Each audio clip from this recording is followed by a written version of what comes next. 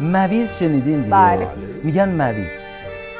توی هیچ فرهنگ لغتی خدا میدونه، برید ببینید معین ده خدا هیچ جا ننوشتن مویز یعنی چی. خب شما باید به دایره المعارف مردم ایران، به جمع ایرانی باید مراجعه کنید تا متوجه بشید. یه سالی من قائن میرفتم، قائن دیدم یه خونه های دیوارهای کاهگلی کنار جاده زیاد. بعد به داننده گفتم اینا چیه؟ گفتش که دینا انگور مویز مگذرن.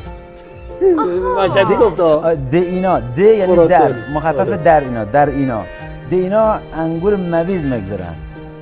رفتم تو فکر مویز میشه بریم ببینیم. کج کردونم اهل حال بود مثل آقای روشن‌پژوه، برد تو خاکی رفتیم سمت اون. رفتیم خلاصه یه جوری درو باز کردن، یه نفر اومد در.